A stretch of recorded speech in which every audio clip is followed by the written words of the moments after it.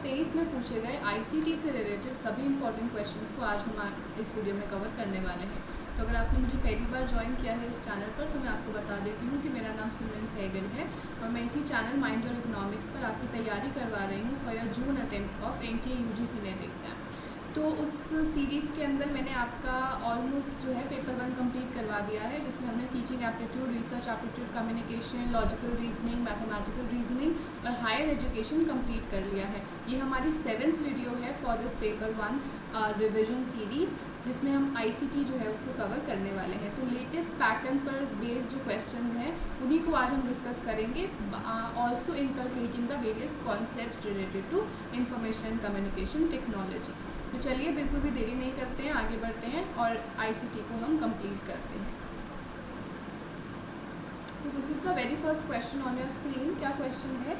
Which one of the following pairs of acronym and its expansion is incompatible? ठीक है, तो ये question तो आपको आईसीटी में देखने को मिलता ही है, which is related to your full forms। ठीक है, फुल फॉर्म्स हो गया या आपके एक्रोनिम्स या आपके एब्रीविएशंस, ठीक है, उससे रिलेटेड क्वेश्चंस। तो मैंने आपका एक आईसीटी की मैराथन ली थी, ठीक है, इसी चैनल के ऊपर आईसीटी की मैंने एक मैराथन ली थी।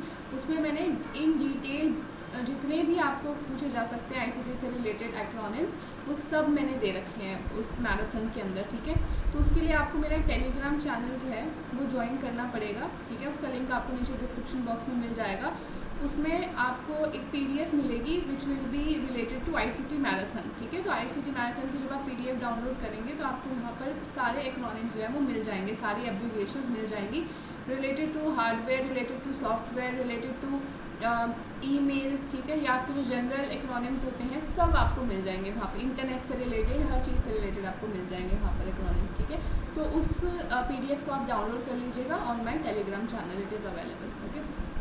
चलिए तो अब देखते हैं हम यहाँ पर कौन सा है। ISP is internet service provider, this is right. URL is uniform resource locator, this is right. Then blog is web logic, no this is wrong, this is web log, ठीक है। तो ये वेब लॉग की short form होती है blog, जिसको हम कहते हैं, ठीक है। वेब लॉग इज़ ब्लॉग, तो वेब लॉजिक कुछ नहीं होता, वेब लॉग की ये शॉर्ट फॉर्म होती है ब्लॉग, तो this is wrong. Then VPN is virtual private network, तो ये तीनों आपके ठीक है, ये वाला गलत है, यानी कि यही आपका आंसर होगा, ओके। क्योंकि यहाँ पर पूछा था विच वन इज़ इनकम्पैटिबल, कौन सा पेयर इनकम्पैटिबल है, यानी कि कौन सा पेयर ठीक नहीं है यहाँ पर। चलो आगे बढ़ते हैं। A photograph occupies 10 MB of storage. देखो अब मैं आपको जो क्वेश्चंस करवा रही हूँ ना वो आपको सिर्फ क्वेश्चंस नहीं करने हैं, ये मैं आपको टॉपिक्स बता रही हूँ कि कौन कौन से टॉपिक्स आपको करने हैं। तो एक टॉपिक आपको पता चल गया फुल फॉर्म्स का, एब्रीविएशंस आपको करनी है, ठीक है। चलो नेक्स्ट टॉपिक है अब आपका ये स्टोरेज सिस्टम, ठीक है। जो स्टोरेज है आपकी MB से GB में कन्वर्ट, TB में कन्वर्ट, बाइट में कन्वर्ट, बिट में कन्वर्ट, वो वाली कन्वर्जन आपको आनी चाहिए, ठीक है। तो उसकी कन्वर्जन के लिए भी मैंने नेक्स्ट स्लाइड लगाई है, जिससे मैंने आपको कंप्लीट टेबल दिया है फॉर दिस स्टोरेज सिस्टम, उसको भी मैं डिस्कस कर लूँगी, ओके। सो यहाँ पे क्वेश्चन क्या है, एक फोटोग्राफ जो है वो 10 MB स्टोरेज को ऑक्यूपाई करती है। अगर एक मेमोरी स्टिक में 4 GB की कैपेसिटी है तो उसमें अप्रॉक्सीमेटली ऐसी कितनी फोटोग्राफ्स आ जाएंगी, ठीक है। तो यानी कि आपको पहले देखना पड़ेगा 4 GB में कितने MB होते हैं, ठीक है। आप देखोगे 4 GB में कितने MB हैं, फिर डिवाइड कर दोगे उसको 10 MB से, तो आपको पता चल जाएगा कितनी फोटोग्राफ्स आ जाएंगी इसके अंदर अप्रॉक्सीमेटली। तो देखो दिस इज़ द टेबल जो आपको रेफ़र करना है इसके लिए, ठीक है। दिस इज़ वेरी इंपॉर्टेंट, इससे काफ़ी क्वेश्चन आते हैं। चलो तो यहाँ पे अब आपको क्या दिया है, इस सीक्वेंस को आपको याद करना पड़ेगा। First the smallest unit of memory is bit, ठीक है। स्मॉलेस्ट मेमोरी यूनिट क्या होती है आपकी, बिट होती है, और ये 8 बिट मिलके क्या बनाती हैं, एक बाइट बनाती हैं, ठीक है। और 4 बिट्स मिलके क्या बनाती हैं, एक निबल बनाती हैं, ठीक है। तो ये भी पेपर में क्वेश्चन आया हुआ है, 4 बिट्स मिलके क्या बनाती हैं, निबल, 8 बिट मिलके क्या बनाती हैं, बाइट, ठीक है। अब ये बाइट मिल गया आपको, ये जो बाइट है इससे इसके आगे अगर आप जाओगे तो आपको किलोबाइट मिलेगा, then megabyte, gigabyte, terabyte, petabyte, exabyte, zettabyte, yottabyte, brontobyte, ठीक है। तो आपको ये सारे के सारे मिल जाएंगे यहाँ पर, सीरीज़ में आपको लर्न करने पड़ेंगे। Then what you need to learn is कि जैसे जैसे आप नीचे आ रहे हैं ना, ठीक है, वैसे वैसे आप 1024 से मल्टीप्लाई कर रहे हो, ठीक है, 1024, ठीक है। यानी कि आपके 1 KB के अंदर कितनी बाइट्स हैं, 1024 बाइट्स हैं। एक MB के अंदर कितना KB है, 1024 KB है। एक GB में कितना MB है, 1024 MB है, ठीक है। एक TB में कितना GB है, 1024 GB है। यानी कि आप जैसे जैसे एक एक स्टेप नीचे आओगे तो आपको 1024 से मल्टीप्लाई करना पड़ेगा। ओके, चलो ऐसे ही अगर आप देखोगे क्या कहते हैं, अगर आप यहाँ पे देखो कि अगर आपको GB से KB में जाना है, ठीक है, अगर आपको GB से KB में जाना है तो आप क्या करोगे, पहले MB में कन्वर्ट करोगे, ठीक है, देन फिर आप KB में कन्वर्ट करोगे। समझ में आ रही है ये वाली चीज़ सबको? चलो अब यहाँ पर आपको डेसिमल नंबर सिस्टम में भी दिया हुआ है, ये भी आपको लर्न करना पड़ेगा कि डेसिमल नंबर सिस्टम के अंदर ये कितना होता है।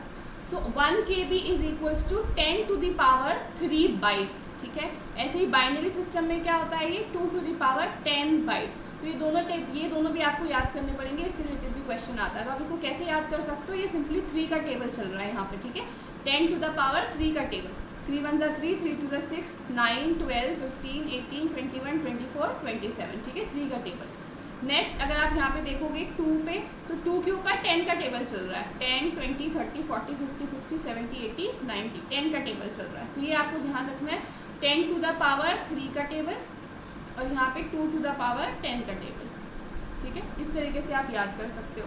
चलो अब हम देखते हैं क्वेश्चन क्या था। क्वेश्चन था हमारा कि 4 GB में कितने MB हैं, ठीक है, 4 GB में कितने MB हैं। तो यही मैंने अभी आपको बताया कितने MB हैं आपके, 1024 MB हैं आपके 1 GB के अंदर, ठीक है। So 1 GB is equals to 1024 MB। लेकिन आपको तो क्या चाहिए, आपको 4 GB चाहिए। सो 4 GB कैसे निकलेगा, 4 GB will be equals to 4 into 1024 MB, ठीक है। अब आपको चाहिए था कि इतने GB के अंदर कितनी 10 MB वाली फोटोग्राफ्स आ जाएंगी, ठीक है। तो इसको डिवाइड कर दो 10 MB से, आपको पता चल जाएगा कितनी फोटोग्राफ्स आएंगी, ठीक है। सो इसको हम सॉल्व करते हैं। This will be equals to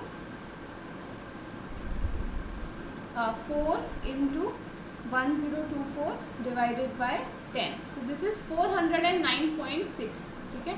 तो वहाँ पे आपको दिया हुआ था कि अप्रॉक्सीमेटली कितनी आ जाएंगी। सो अप्रॉक्सीमेटली कितना आएगा, देखो 409 के आसपास सबसे कौन सी वैल्यू है, 400, ठीक है। तो सेकंड आपका आंसर हो जाएगा यहाँ पर। ओके, आगे बढ़ते हैं अब हम।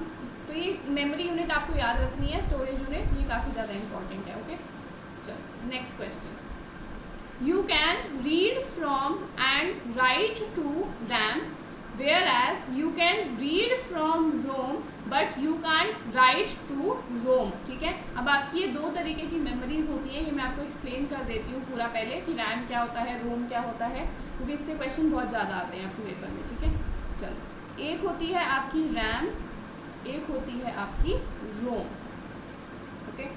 जो रैम होती है, RAM is the volatile memory, ठीक है। ये वॉलेटाइल मेमोरी होती है, यानी कि अगर आप पावर ऑफ कर देंगे अपने कंप्यूटर को तो जो भी स्टोरेज इसके अंदर होगी वो सारी उड़ जाएगी, ठीक है।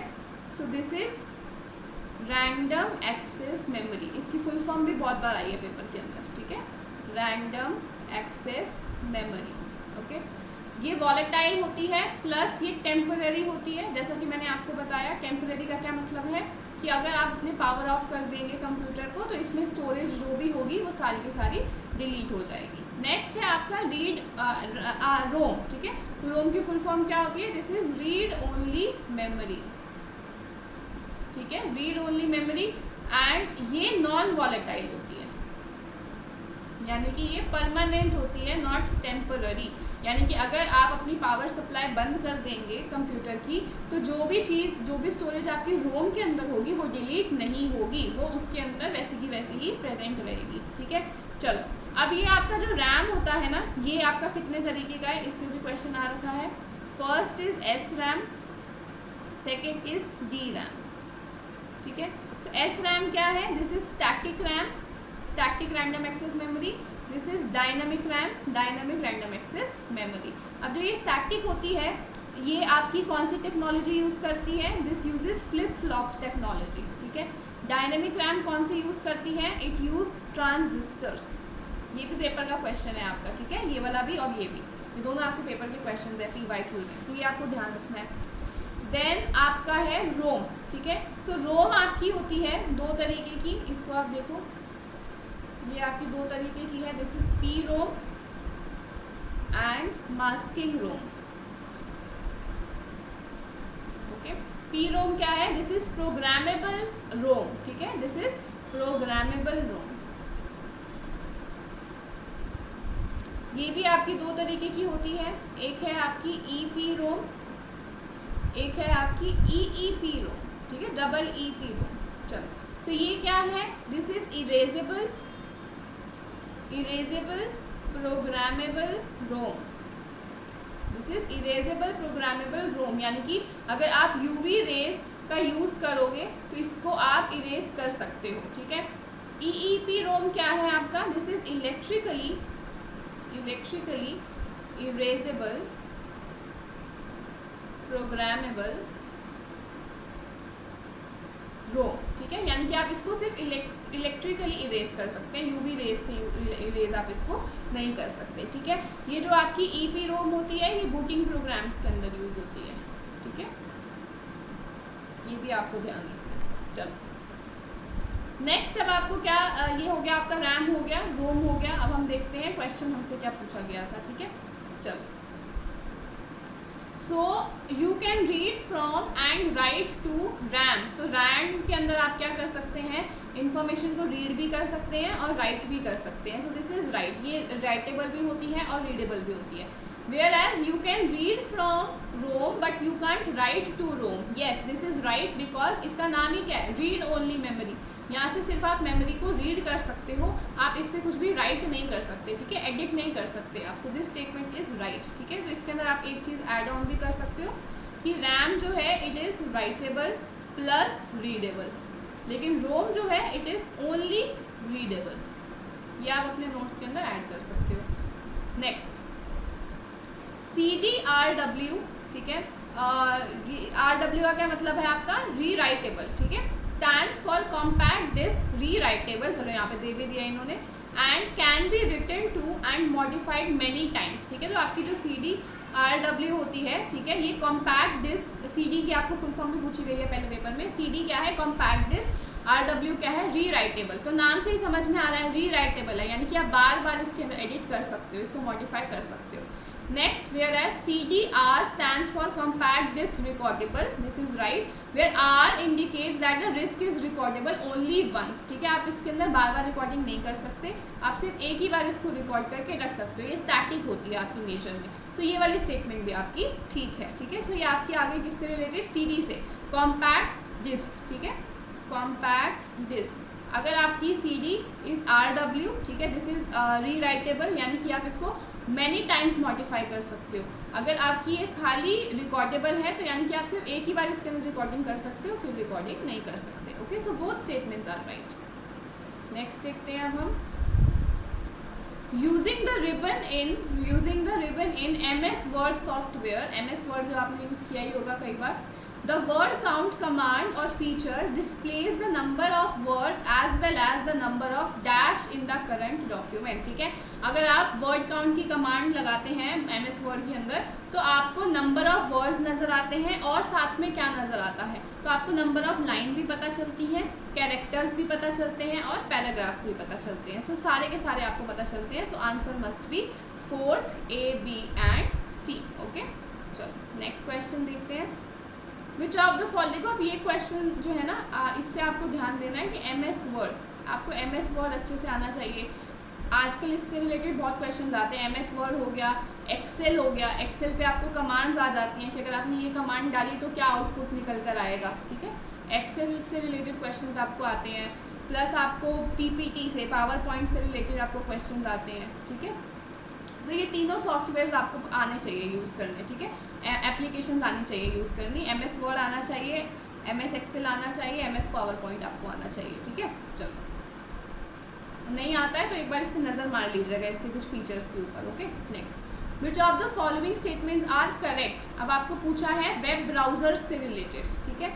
तो वेब ब्राउज़र क्या होता है, सर्च इंजन क्या होता है, इससे रिलेटेड बहुत ज़्यादा क्वेश्चंस आते हैं आपके पेपर में। तो अब हम देख लेते हैं क्या है सर्च इंजन और वेब ब्राउज़र, ठीक है। पहले मैं आपको ये चीज़ तो पढ़वाऊँगी, लेकिन मैं आपको एक थोड़ा शॉर्ट में बता देती हूँ पहले कि वेब ब्राउज़र और सर्च इंजन वगैरह होते क्या है। ओके,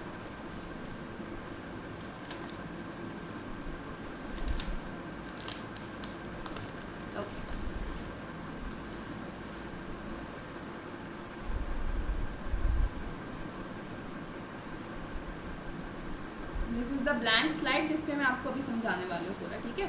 चलो सबसे पहला है आपका क्लाइंट। ओके, ये क्लाइंट क्या होता है?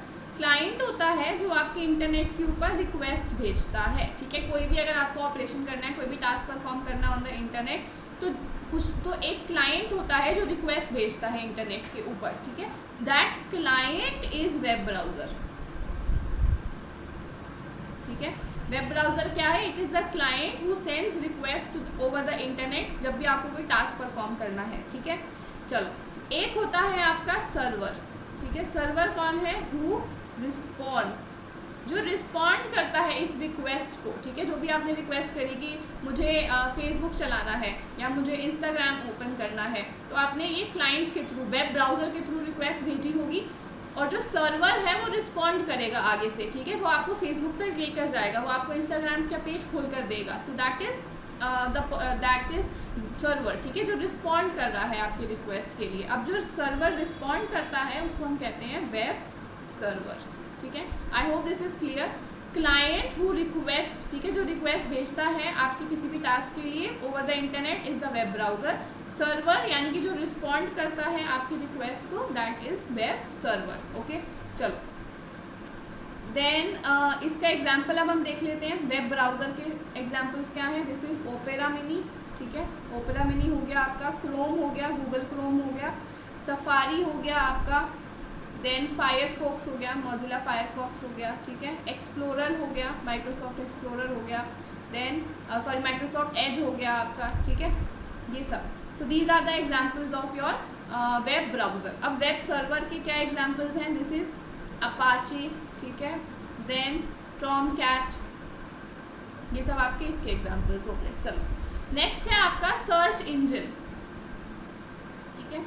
सर्च इंजन, अब सर्च इंजन क्या होता है? Search engine is simply that area of the web browser जहाँ पे जाके आप एक्चुअली सर्च करते हो चीज़ों को, ठीक है। जैसे कि गूगल, ठीक है, जो वो गूगल की बार होती है, जो बिंज की बार होती है, ठीक है, उस पे जाके जब आप सर्च कर रहे हो, जिस पे एक्चुअली जाके आप सर्च करते हो, that bar is the search engine. Okay, तो इसका एग्जाम्पल क्या होगा? गूगल हो गया आपका, याहू हो गया, ठीक है, देन MSN सर्च हो गया आपका, देन AOI.com हो गया, ठीक है, देन आस्क हो गया, DuckDuckGo हो गया, बिंग हो गया, ठीक है। सो ये सारे आपके क्या होते हैं? सर्च इंजन होते हैं। आई hope this is clear. First search engine कौन सा था आपका? आर्ची, ठीक है। फर्स्ट सर्च इंजन था आपका Archie. First significant search engine कौन सा था? फर्स्ट सिग्निफिकेंट सर्च इंजन था आपका अल्टा Vista.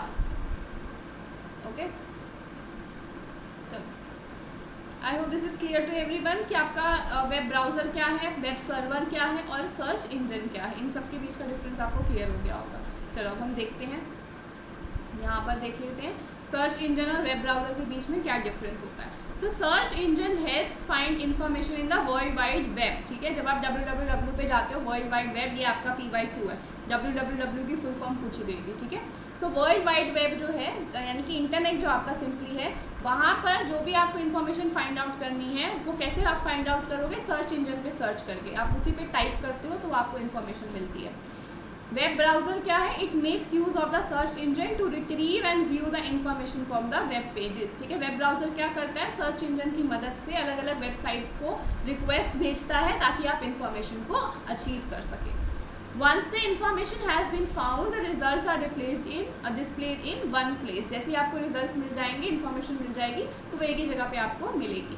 The information seen on web page is actually present on the web servers, ठीक है। तो वेब ब्राउज़र में क्या होता है? जो भी इन्फॉर्मेशन आपको दिखाई जा रही है वेब पेज के ऊपर, वो एक्चुअली सर्वर के ऊपर स्टोर्ड होती है। सर्वर क्या आपका? वेब सर्वर, जो रिस्पॉन्ड कर रहा है आपके रिक्वेस्ट को। Okay, it helps gather information from multiple URLs and helps maintain it. अब देखो URL क्या है? URL is the uniform resource locator, ठीक है, यूनिफॉर्म रिसोर्स लोकेटर। अब URL क्या होता है? It is simply an address, ठीक है, ये किसी भी वेबसाइट का एड्रेस जो होता है वो URL होता है, ठीक है। इसे हम कहते हैं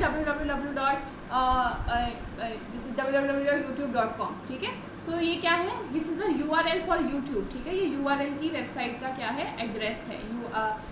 यूट्यूब की वेबसाइट का क्या है, एड्रेस है सिंपली, ठीक है। URL है, जैसे आपके घर का एड्रेस होता है कुछ भी, तो वो क्या है, आपका पता होता है, आपकी लोकेशन होती है। सो ऐसे ही किसी भी वेब पेज का या किसी भी वेबसाइट की लोकेशन कैसे पता चलती है, यूनिफॉर्म रिसोर्स लोकेटर से पता चलती है, ठीक है। चलो, और ये हर वेबसाइट के लिए यूनिक होता है। जैसे आपका घर जो है वो भी, उसका एड्रेस भी यूनिक है आपके लिए। पूरी दिल्ली के अंदर या पूरे इंडिया के अंदर वैसा एड्रेस और किसी का नहीं होगा, सिर्फ आप ही का होगा, यूनिक एड्रेस है वो। वैसे ही आपका ये जो URL होता है ये भी यूनिक होता है हर वेबसाइट और हर वेब पेज के लिए, ठीक है। So they help display the web page of a current URL that is available at the server, ठीक है। जो भी सर्वर के ऊपर अभी अवेलेबल है URL, उसको डिस्प्ले करता है। It has its own database, search engine का अपना खुद का डेटाबेस होता है, और वेब ब्राउज़र को डेटाबेस की ज़रूरत ही नहीं होती, ठीक है, क्योंकि सर्वर के ऊपर सारा डेटा स्टोर होता है। अ search engine does not have cache memory, ठीक है। अब आप, ये मेमोरी का एक टाइप होता है कैश, अभी मैं समझाऊंगी सारा मेमोरी यूनिट आपको थोड़ी देर के अंदर। बाकी तब तक के लिए आप समझ लीजिए कि जो कैश मेमोरी होती है एकदम फास्ट वाली मेमोरी होती है, और इसके अंदर जो स्टोरेज होती है वो थोड़ी कम होती है, ठीक है। सो सर्च इंजन जो है उसके अंदर कैश मेमोरी प्रेजेंट नहीं होती है। वेब ब्राउज़र के अंदर आपकी कैश मेमोरी होती है in the form of cookies, ठीक है। कुकीज़ क्या होता है, अब जैसे आप किसी भी वेबसाइट पे जाते हो ना, तो आपको सबसे पहले पूछता है कि डू यू वांट, कि आप चाहते हैं कि हम आपकी इन्फॉर्मेशन को कलेक्ट कर लें। So do you accept all the cookies और यू डिनाई इट, ठीक है। सो कुकीज़ क्या होती है, ये सिंपली आपकी जो भी आप सर्च करते हो ना, उसको, उस पैटर्न को एनालाइज करते हैं और उसके अकॉर्डिंगली फिर आपको रिजल्ट्स देते हैं हर बार, ठीक है। जैसे आपने देखा ही होगा, जब आप यूट्यूब के ऊपर एक चीज़ सर्च करते हो तो फिर थोड़े टाइम के बाद अगले दिन से आपको उसी से रिलेटेड चीज़ें दिखनी शुरू हो जाती हैं। तो that is because of cookies only, क्योंकि कुकीज़ ने आइडेंटिफाई कर लिया कि आपको क्या चीज़ पसंद है, फिर वो उसी के अकॉर्डिंगली आपको शो करते हैं। अब एग्जाम्पल्स यहाँ पे दिया हुआ है आपको सर्च इंजन का, ये मैंने आपको दे भी दिया है। देन आपका वेब ब्राउज़र का भी मैंने आपको दे दिए हैं एग्जाम्पल सारे, तो इनको भी आप ध्यान रख सकते हो। नेटस्केप और नेविगेटर आपके ऐड हो जाएंगे नोट्स के अंदर, ठीक है। चलो अब देखते हैं क्वेश्चन क्या था हमारा। हाँ, so which of the following statements are correct, most web browsers, ठीक है, इनमें से जो वेब ब्राउजर्स हैं उनके क्या क्या फीचर है। हैव अ होम पेज, ठीक है, उनका अपना होम पेज होता है, तो बिल्कुल होता है home page. Then have the ability, Chrome का आपने देखा होगा ना, होम पेज होता है। होम पेज क्या होता है, किसी भी वेबसाइट का जो फ्रंट पेज होता है, ठीक है। जैसे आप किसी भी वेबसाइट को ओपन करोगे तो उसमें लिखा होता है ना होम पर जाइए, फिर वो आपको दिखाते हैं इन जनरल उस वेबसाइट के बारे में, उसका अबाउट सेक्शन वगैरह, तो वो क्या होता है, उसका होम पेज होता है, उसका कवर पेज होता है। सो हर वेब ब्राउज़र का होता है। Then have the ability to store users favourite website और पेजेस, येस, स्टोर करके रख सकता है आपकी फेवरेट्स। आपने देखा होगा वहाँ पे फेवरेट्स का कॉलम होता है आपके वेब ब्राउज़र के ऊपर, जब आप क्रोम पे जाते हो वहाँ पे फेवरेट्स का कॉलम होता है, वहाँ पे आप सेव कर सकते हो, बुक मार्क कर सकते हो, ठीक है। Next, keep a history of the website, yes, history का कॉलम भी होता है वहाँ पर, ठीक है, जहाँ पे आप जाके देख सकते हो कि आपने पहले क्या क्या चीज़ें विजिट करी हैं। Give the ability to go backward and forward to website, yes, आपका एक ऑप्शन भी होता है, ठीक है, जैसे यहाँ स्क्रीन पे भी आपको दिख रहा होगा, जैसे ये बना हुआ था, ठीक है, ये जो बना हुआ है यहाँ पे, दिस इज़ बैकवर्ड का ऑप्शन, ठीक है। ऐसे ही आपको अगर आपने और वेबसाइट्स ओपन करी हुई होंगी तो ऐसे ही फॉरवर्ड का ऑप्शन भी आता है, ताकि आप आगे पीछे जा सकें, तो ये भी ठीक है। Provide the user with access to internet, तो एक्सेस टू इंटरनेट नहीं देता है आपको वेब ब्राउज़र, ठीक है। तो एक्सेस टू इंटरनेट कौन देता है, वो तो www देता है आपको, ठीक है। सो ये आपका वेब ब्राउज़र का फंक्शन नहीं होता। सो आपका आंसर क्या होना चाहिए, A, B, C and D, fourth आपका ठीक हो जाएगा। चलो आगे देखते हैं।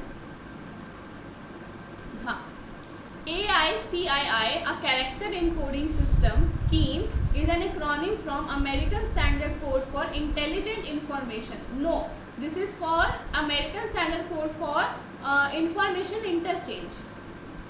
ये आपका PYQ है अगेन, ये भी 2-3 बार आपका आ चुका पेपर के अंदर, ठीक है। ये ASCII की फुल फॉर्म, ठीक है। तो this is American standard code for information interchange and not intelligent information, तो ये तो स्टेटमेंट गलत हो गई। नेक्स्ट अब आपको आ गया है कन्वर्जन्स के क्वेश्चन, ठीक है। अब आपको क्या करना है, डेसिमल वाला है, डेसिमल वाले में आपको कन्वर्ट करना है किस पे, बाइनरी के अंदर, ठीक है। चलो अब ये जितनी भी तरीके की आपकी कन्वर्जन्स है ना, ये मैंने आपको आई गेस ICT की अपनी मैराथन के अंदर करवा रखा है, ठीक है। तो आप एक बार उस पर नज़र ज़रूर मार लीजिएगा, उसका लिंक मैंने नीचे डिस्क्रिप्शन में दे दिया है। आप ICT की मैराथन को ज़रूर से देख लीजिएगा, उससे मैंने सभी तरीके की कन्वर्जन्स करवाई हैं मेरे हिसाब से जितना मुझे याद है। अगर वहाँ नहीं मिलती है तो आप मेरी अनअकैडमी की प्रोफाइल पर जाइएगा, उसका लिंक भी आपको नीचे मिलेगा। सो अनअकैडमी की मेरी प्रोफाइल के ऊपर आप जब जाओगे तो वहाँ पे मैंने कन्वर्जन्स की स्पेशल क्लासेस में सारी तरीके की कन्वर्जन्स करवा रखी है, ठीक है। हेक्साडेसिमल वाली भी, ऑक्टल वाली भी, बाइनरी भी, डेसिमल भी, देन ये आपके जो डेसिमल वाले होते हैं ना पॉइंट के बाद वाले, ये वाली भी सारी के तरीके की मैंने आपको करवा रखी है। तो उन्हें आप देख लीजिएगा ज़रूर, क्योंकि इससे रिलेटेड क्वेश्चन आना ही है आपके पेपर में, ओके। तो ये टॉपिक भी आपके लिए सबसे ज़्यादा इंपॉर्टेंट टॉपिक्स में से एक है, कन्वर्जन्स, ओके। चलो, तो अभी तक हमने क्या देखा है कि कौन कौन से टॉपिक हमारे लिए इम्पॉर्टेंट आए हैं। एक तो मेमोरी, ठीक है, एक स्टोरेज, मेमोरी हो गया, स्टोरेज हो गया, जो आपका रैम रोम वगैरह है ये सब। देन आपका ये कन्वर्जन वाला टॉपिक हो गया, एक आपके एक्रोनिम्स हो गए, ठीक है। सो ICT में आपको अभी तक यहाँ इन चीज़ों पर ध्यान देना है, प्लस MS वर्ड, एक्सेल और पावर पॉइंट की जो भी फीचर्स होते हैं उन पर आपको ध्यान देना है, ओके। चलो, अब आपको क्वेश्चन दिया हुआ है 37.25, जिसका बेस जो है 10 है, यानी कि डेसिमल है, उसको आपको कन्वर्ट करना है 2 बेस के अंदर, यानी कि बाइनरी के अंदर। तो हम कैसे करते थे, पहले डेसिमल के पहले वाले को कन्वर्ट कर लेंगे। कैसे कन्वर्ट करेंगे, 37 को हम डिवाइड करेंगे 2 से, ओके। सो 2 से डिवाइड किया, सो दिस विल बी 18, ठीक है, 18। तो यहाँ पे आपका कितना बच गया, रिमाइंडर 1 बच गया। फिर आपने 2 से किया, कितना आया 9, रिमाइंडर बचा था 0। फिर 2 से किया आपने तो आपका आया 4, रिमाइंडर बचा था 1। फिर आपने 2 से किया, आपका आया 2, रिमाइंडर बचा 0। फिर 2 से किया, आपका आया 1, रिमाइंडर बचा 0। तो इसको अब हम उल्टा करके लिख लेंगे, दिस विल बी 1 0 0 1 0 1। तो आपका यहाँ तक तो ठीक है, ठीक है। अब हम पॉइंट के बाद वाला देखेंगे। तो पॉइंट के बाद वाले में हम क्या करते थे, 0.25 है, तो अब आपको इसको 2 से मल्टीप्लाई करना है, कितना आएगा 0.5। तो जो भी आपका डेसिमल से पहले आता है उसको लिख लो। तो 0 आया तो आपने यहाँ पे इसको 0 लिख लिया। चलो, क्या बच गया, अगेन 0.5 बचा, इसको 2 से मल्टीप्लाई करो, कितना आएगा आपका, दिस विल बी 1। तो आपका 1 आ गया है, तो आपकी वैल्यू कितनी आ गई, यहाँ पे आपने 1 लिख दिया, ठीक है। सो आपका आंसर क्या हो गया, यही आंसर आ गया आपका जो यहाँ पे दिया हुआ है, ठीक है। तो आपने इसको बाइनरी में कन्वर्ट कर लिया है। So your first is wrong but second is right. So fourth statement is the right answer. आगे बढ़ते हैं। An operating system controls peripherals and provides protection against viruses, ठीक है। तो ऑपरेटिंग सिस्टम आपका पेरिफेरल्स को तो कंट्रोल करता है। पेरिफेरल्स क्या होते हैं, जो आपके एडिशनल इनपुट या आउटपुट डिवाइसेस लगे हुए होते हैं आपके कंप्यूटर के अंदर, ठीक है। तो उसको कंट्रोल करता है, बिल्कुल ठीक। But it does not provide protection against the viruses, ठीक है। वायरसेस के अगेंस्ट कौन प्रोटेक्शन देता है, एंटीवायरस देता है, ठीक है। सो ऑपरेटिंग सिस्टम होता क्या है, ये चीज़ समझ लीजिए अब आप। सो ऑपरेटिंग सिस्टम है ये, it acts as an interchange between the hardware of the computer and the user of the computer, ठीक है। यानी कि अगर आप एज अ ह्यूमन कंप्यूटर के साथ इंटरैक्ट करना चाहते हैं तो आप डायरेक्टली नहीं कर पाएंगे, क्योंकि वो एक हार्डवेयर है, ठीक है, एक मशीन है। तो उस मशीन के साथ इंटरैक्ट करने के लिए आपको ऑपरेटिंग सिस्टम की ज़रूरत होती है, ठीक है। आप इंटरैक्ट करते हो ऑपरेटिंग सिस्टम से, या ऑपरेटिंग सिस्टम इंटरैक्ट करता है हार्डवेयर के साथ, ओके।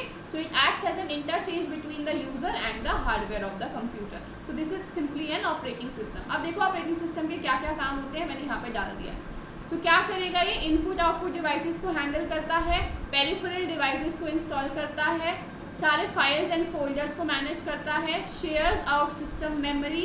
देन ये एरर्स एंड अलर्ट, यूज़र को एरर्स या अलर्ट के बारे में बताता है। देन सिस्टम सिक्योरिटी के ऊपर ध्यान देता है।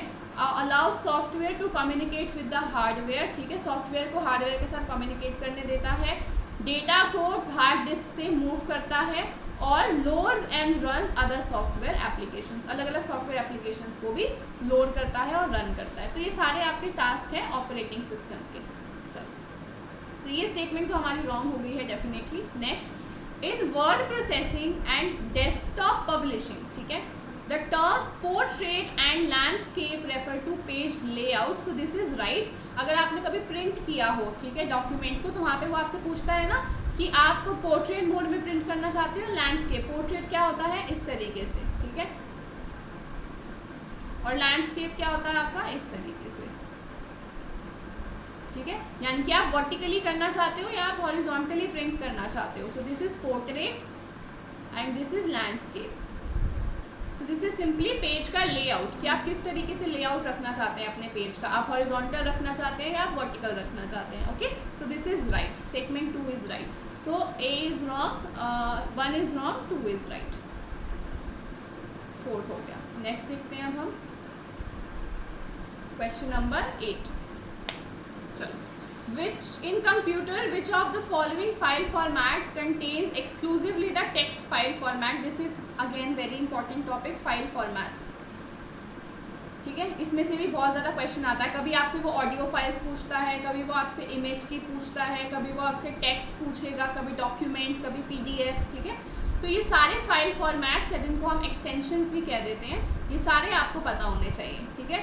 फाइल की जो एक्सटेंशंस होती हैं सारे आपको पता होने चाहिए कि कौन से टाइप की कहाँ पर आप यूज़ करते हो, ठीक है। चलो, तो इसके लिए मैंने यहाँ पर एक लिंक दे दिया है, ठीक है। इस लिंक को मैं क्या करूँगी, नीचे डिस्क्रिप्शन में भी दे दूँगी, और इस लिंक को मैं अपने टेलीग्राम चैनल के ऊपर भी आपको दे दूँगी, ठीक है। तो इस लिंक पे आप जाइएगा, वहाँ पे आपको सभी तरीके की मिल जाएंगी, आपको डॉक्यूमेंट मिल जाएगा, आपको टेक्स्ट मिल जाएगा, ऑडियो मिल जाएगा, ठीक है। तो हर तरीके की फाइल फॉर्मेट की एक्सटेंशंस वहाँ पे आपको मिलेंगी, उनको आप रीड कर लीजिएगा एक बार, ओके। चलो, so in computers which of the following file format contain exclusively the text file, ठीक है। टेक्स्ट तो PDF तो टेक्स्ट फाइल नहीं होती आपकी, ठीक है। PDF तो PDF होता है आपका, ये तो गलत हो गया। देन CSV फाइल, या CSV आपकी टेक्स्ट फाइल होती है, जिसको आप यूजुअली पाइथन के अंदर यूज़ करते हो, ठीक है। जो आपका पाइथन सॉफ्टवेयर है उसमें CSV फाइल ही यूज़ होती है। देन आपका GIF, तो GIF तो नहीं होता टेक्स्ट फॉर्मेट। RTF आपका टेक्स्ट होता है। देन ये आपका TXT टेक्स्ट फॉर्मेट होता है, ठीक है। सो आपका कौन सा हो गया, B, D and E, second option is the right option, ठीक है। चलो आगे देखते हैं। इन the context of MS power point, अब देखो, पहले आपसे MS वर्ड का क्वेश्चन पूछा था, अब आपसे वो MS पावर पॉइंट का क्वेश्चन पूछ रहा है, ठीक है। चलो, so in the context of MS power point a presentation software which of the following statements are true, ठीक है। अब आपको बताना है पावर पॉइंट के हिसाब से कौन सा ट्रू है। So objects on the slide that hold text, pictures and more are called placeholders. This is right. क्या होता है मैं अभी आपको समझाती हूँ। MS PowerPoint automatically opens with window operating system. This is wrong. Automatically तो open नहीं हो जाता, जैसे ही आप अपनी विंडोज़ ओपन करते हो तो क्या आपकी PowerPoint खुल जाती है, ऐसा नहीं होता, ठीक है। आपको ओपन करनी पड़ती है deliberately. A view that displays the slides of a presentation as miniature representation of slide is called slide sorter view. This is right. अब देखो ये क्या होता है, ये मैं आपको समझाती हूँ थोड़ा सा। यहाँ पे मैं पावर पॉइंट आपको ओपन ही करके दिखाती हूँ, देखो।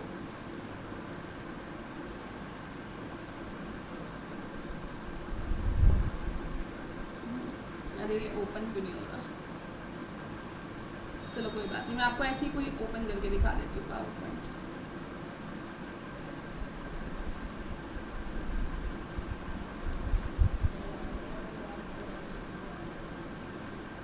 This will take a few seconds. हाँ, ये देखो अब,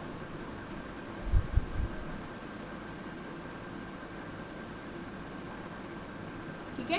तो ये आपको दिख रही है स्लाइड यहाँ पर। तो ये जो पोर्शन है ना आपका, जहाँ पे आपका टेक्स्ट आएगा, ठीक है, ये जो पोर्शन है आपका, ये कह लो या ये कह लो, जहाँ पे भी क्लिक टू ऐड टाइटल लिखा है या क्लिक टू ऐड टेक्स्ट लिखा है, ये जो प्लेसेस होती हैं ना आपकी, यहाँ पे या तो आप कुछ लिख सकते हो, या फिर आप यहाँ पे अपने टेबल लगा सकते हो, या आपने कोई चार्ट लगा सकते हो, ठीक है। यहाँ पे आप कोई स्मार्ट ग्राफिक लगा सकते हो, पिक्चर डाल सकते हो, क्लिप आर्ट, कोई वीडियो डाल सकते हो, ठीक है। तो ये सारी जो प्लेसेस हैं जहाँ पे आप ये एक्शंस परफॉर्म कर सकते हो, इनको आप प्लेस होल्डर्स कहते हो, ठीक है। तो ये जो दो आपको जगहें दिख रही हैं आपकी क्लिक टू ऐड टेक्स्ट वाली, ये क्या है, प्लेस होल्डर्स हैं।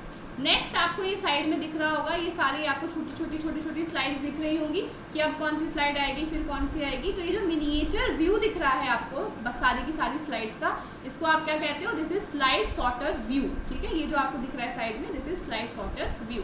चलो, तो मैं आपको क्वेश्चन की तरफ लेकर चलती हूँ। अब समझ में आ गया होगा आई होप सबको, क्योंकि देखकर ज़्यादा समझ में आता है। सो आंसर क्या होगा? A and C, second option. आगे देखते हैं अब हम।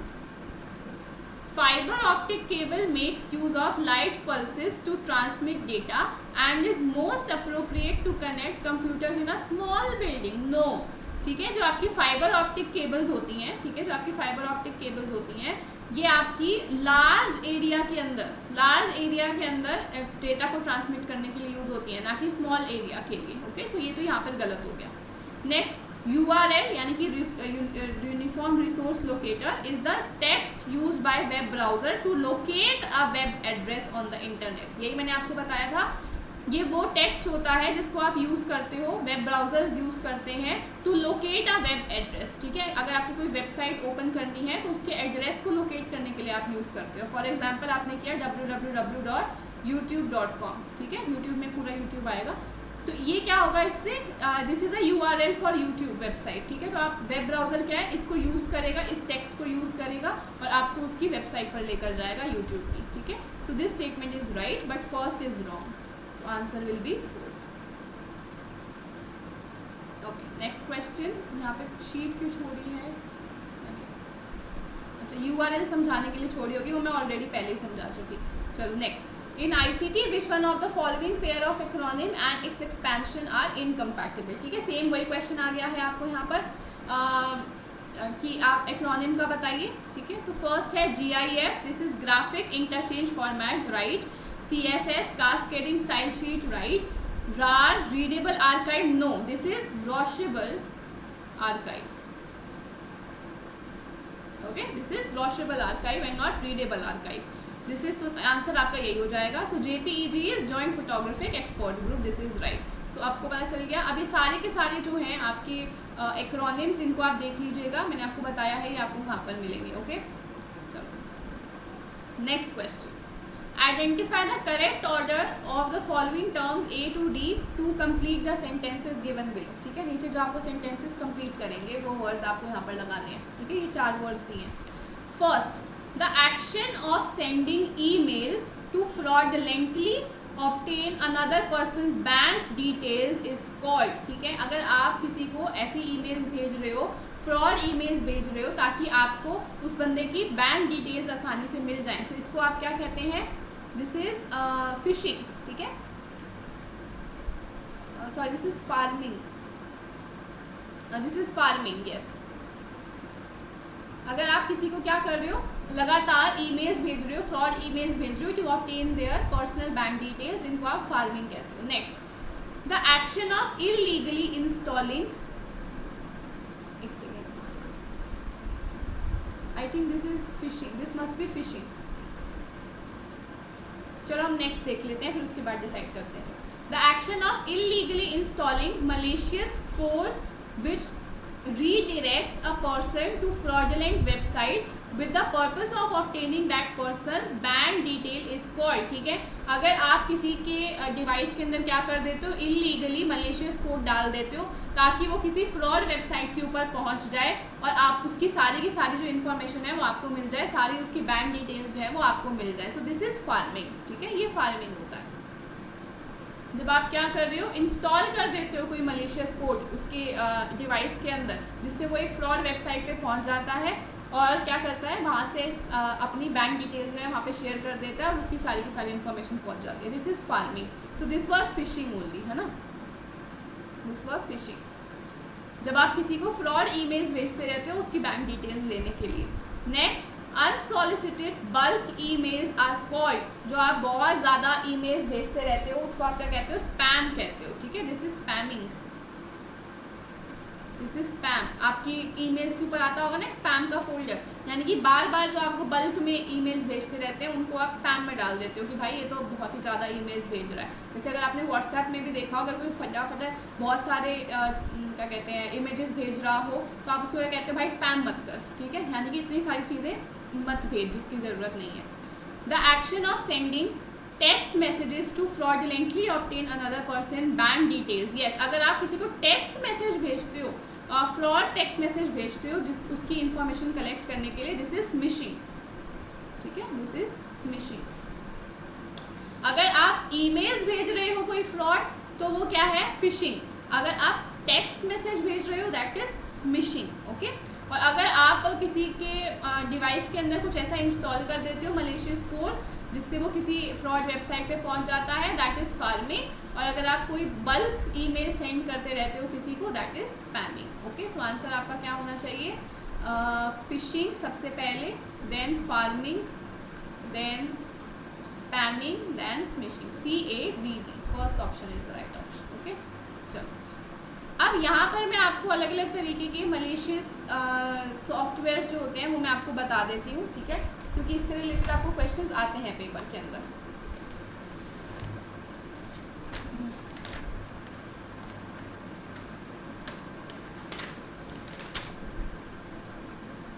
ओके, सो सबसे पहला है आपका these are malwares. Okay, malicious software जो होते हैं यानी कि जो आपके कंप्यूटर को नुकसान पहुंचाते हैं। सो फर्स्ट है आपका स्पाईवेयर। इसको आप अपनी लैंग्वेज के अंदर लिख लीजिएगा। स्पाईवेयर क्या होता है, जब आप किसी की भी इंफॉर्मेशन कलेक्ट करने के लिए एक ऐसा सॉफ्टवेयर उसकी डिवाइस में इंस्टॉल कर देते हो जो उस पर नज़र रखता है, ठीक है, उसके हर एक्शन के ऊपर नज़र रखेगा। स्पाइंग का मतलब क्या होता है, नज़र रखना, ठीक है। So it is that kind of a software जो नज़र रखता है आपके कामों के ऊपर ताकि उसकी इंफॉर्मेशन आप कलेक्ट कर सकें। नेक्स्ट है आपका स्पैम, ठीक है। तो स्पैम में आपको बता चुकी क्या होता है, when you send unsolicited bulk emails to a person. जब आप एक बंदे को बल्क ईमेल्स बार बार भेजते रहते हो जो इतनी ज़्यादा उस बंदे के लिए इंपॉर्टेंट भी नहीं है, ठीक है। थर्ड है आपका एडवेयर। एडवेयर क्या होता है, जब आप एड्स भेजते रहते हो किसी को लगातार, ठीक है। आप एक इंसान जो है वो किसी वेबसाइट को ओपन करता है कोई इन्फॉर्मेशन कलेक्ट करने के लिए, लेकिन वो इन्फॉर्मेशन तो उसको कम दिखती है, एड्स पे एड्स दिखती रहती हैं, अलग अलग पॉपअप्स दिखते रहते हैं, तो वो क्या है, एडवेयर होता है। चलो फोर्थ क्या है आपका, दिस इज बॉट, ठीक है। बॉट क्या होता है, बॉट इज बेसिकली एक ऐसा जिस बॉट डिराइव हुआ है वर्ड आपका रोबोट से, ठीक है।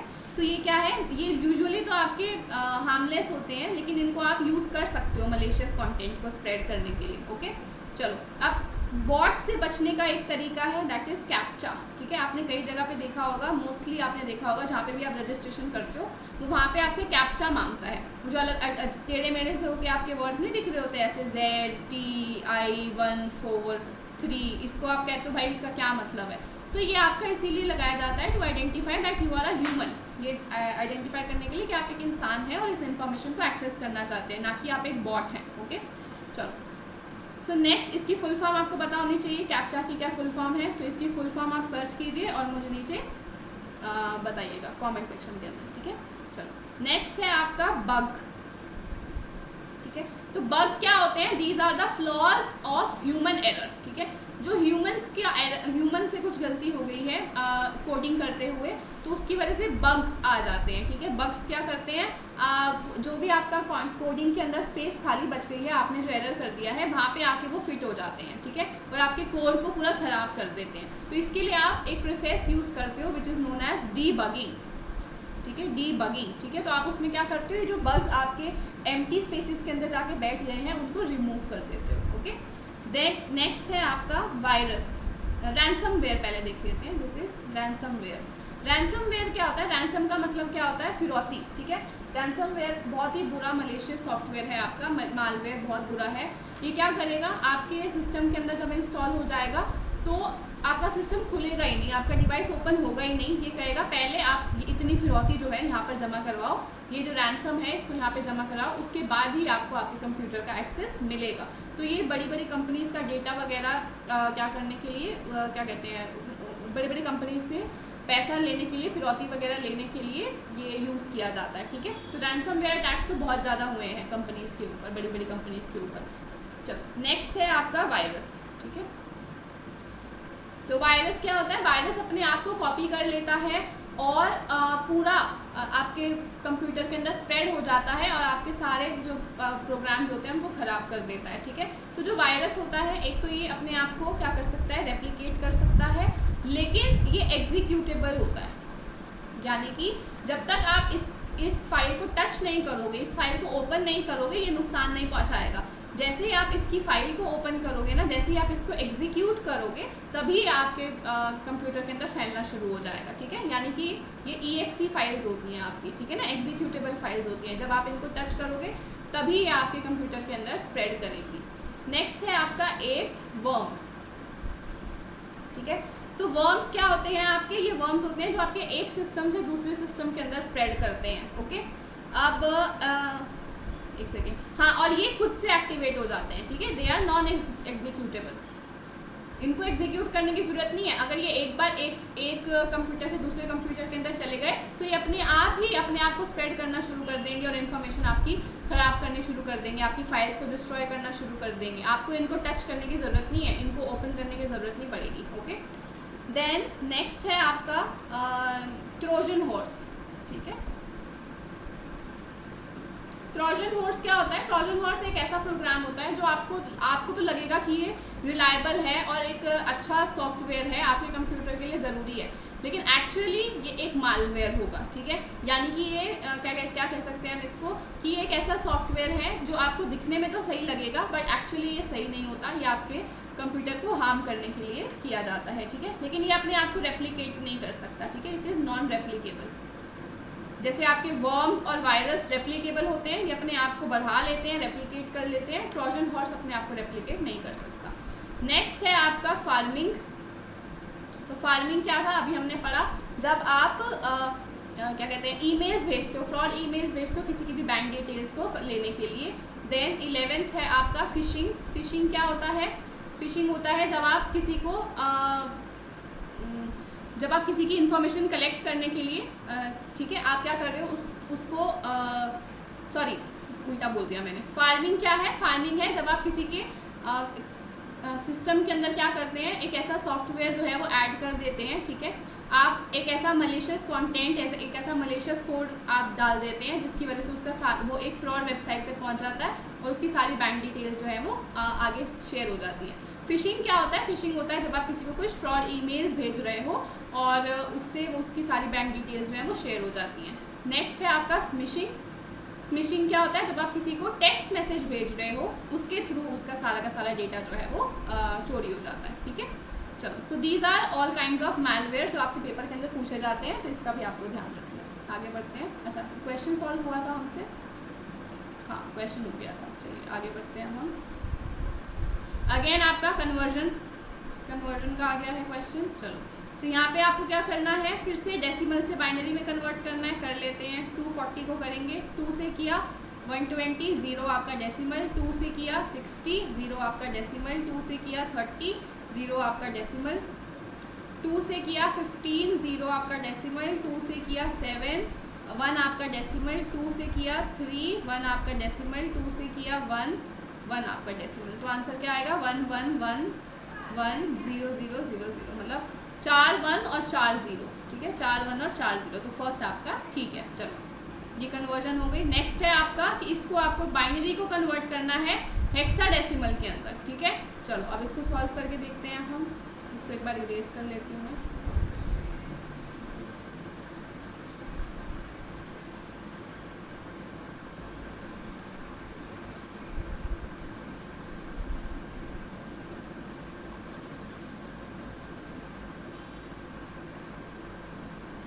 चलो, आपको दिया हुआ है 1 0 1 0 1 1, कितने 1 है? 1 2 3 4 5 6, ठीक है, 1 2 3 4 5 6, देन 0 1 0 1 0, ठीक है। ये आपको दिया हुआ है, आपको हेक्साडेसिमल में कन्वर्ट करना है। तो हेक्साडेसिमल में आप कैसे कन्वर्ट करते हो?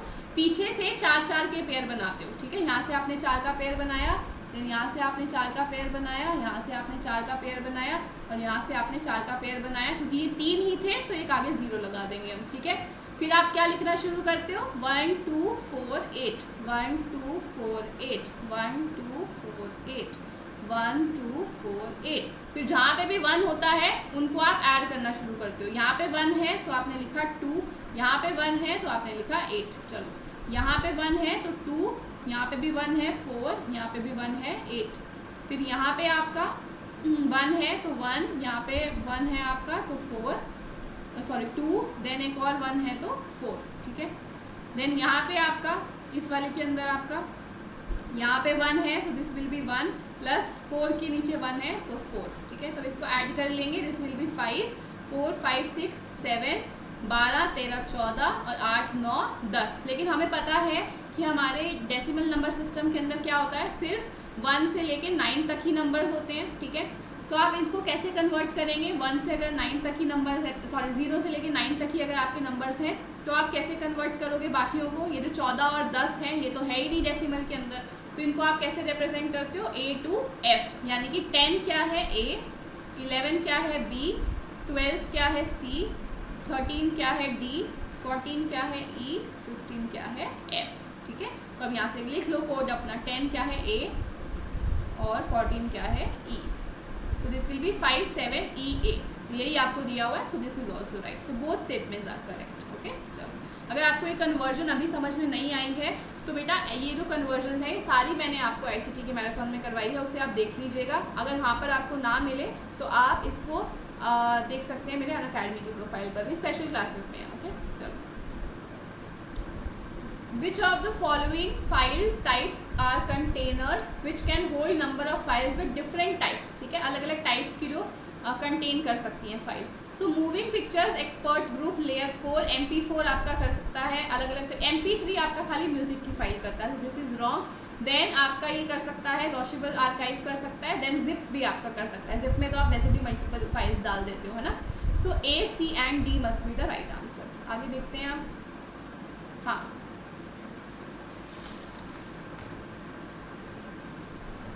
चलो, सो अब देखते हैं हम इसको, इसका आंसर क्या बैठेगा। आपको दिया है बायोमेट्रिक्स, OCR, OMR और RFID, ठीक है। अब इनको आपको मैच करना है। सो बायोमेट्रिक्स क्या है, बायोमेट्रिक आपका क्या होता है, अगर आपने कभी पेपर दिया हो, कोई गवर्नमेंट एग्जाम दिया हो या कोई भी एंट्रेंस एग्जाम दिया हो, तो वहाँ पे क्या होता है, आपके फिंगरप्रिंट्स लेते हैं वो, ठीक है। फिंगरप्रिंट को कहते हैं बायोमेट्रिक हो रहा है, आपकी शक्ल, आपकी आईज को भी कभी कभी वो लेते हैं, आपके आई प्रिंट्स को भी लेते हैं, तो वो भी क्या होता है, बायोमेट्रिक होता है, ठीक है। सो बायोमेट्रिक्स क्या है, use of fingerprint scans, retina scans, face identification etcetera as a way of identifying a person uniquely, ठीक है। बायोमेट्रिक क्या होता है, एक इंसान की पहचान के लिए आप क्या करते हो, उसके फिंगरप्रिंट्स लेते हो, उसके रेटिना, क्योंकि रेटिना भी हमारा यूनिक होता है और फिंगरप्रिंट्स भी यूनिक होते हैं, और आपका जो फेस है उसको भी आइडेंटिफाई करने के लिए यूज़ किया जाता है, ठीक है। नेक्स्ट है आपका OCR, ठीक है। सो OCR क्या होता है, this is optical character recognition, ठीक है, ऑप्टिकल कैरेक्टर रिकॉग्नाइजेशन। सो अब ये क्या है, this is reading data directly from hard copy and converting in into computer readable form, ठीक है। आप क्या करते हो, आप जो डेटा है उसको हार्ड कॉपी से रीड कर लेते हो इसके थ्रू, और उसको कंप्यूटर की फॉर्म, कंप्यूटर के रीडेबल फॉर्म के अंदर, यानी कि सॉफ्ट कॉपी के अंदर आप उसको कन्वर्ट कर देते हो, ठीक है। नेक्स्ट है आपका OMR। OMR क्या है आपका, OMR शीट आपने देखी होगी, जब पहले आपके पेपर्स हुआ करते थे, आजकल तो सब ऑनलाइन होते हैं, पहले कैसे होता था, एक आपको शीट मिलती थी, उसके ऊपर ऐसे गोले गोले बने हुए होते थे 4, आपको जो भी आंसर सही होता था उसको डार्क कर देना होता था, तो दैट वाज OMR शीट, ठीक है। So this is optical mark recogniser, ठीक है, this is mark recogniser, this is character recogniser, okay. Character recogniser का क्या मतलब है कि वो आपके टेक्स्ट फॉर्मेट को रीड कर सकता है, मार्क रिकॉग्नाइजर क्या है, जो मार्क्स को रीड कर सकता है, ठीक है। चलो, सो C आपका क्या हो जाएगा यहाँ पर, simply system that reads pencil और pen marks on a piece of paper in predetermined position, ठीक है। सो ये आपका हो गया। RFID, तो RFID क्या है आपका, it is the use of minute electronic devices containing microchip and antenna that can be read from distances up to 5 metre, ठीक है, जो थोड़े डिस्टेंस से भी रीड किया जा सकता है, वो वाले इलेक्ट्रॉनिक डिवाइसेस RFID होते हैं, ठीक है। सो आंसर आपका क्या बैठेगा, फर्स्ट ऑप्शन। आगे देखते हैं आप, if 1 megabyte is equals to 2 to the power 20 bytes, ठीक है, then 2048 terabytes is equals to dash bits of the data storage, ठीक है। आपको क्या निकालना है, 2048 टेराबाइट्स, TB आपको बताना है इसमें कितने बिट्स होंगे, ठीक है।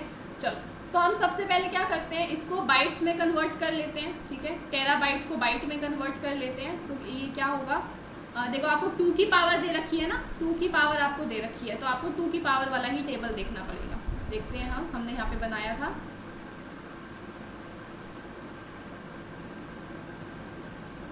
ये रहा, इसको मैं एक बार वो कर देती हूँ इरेज,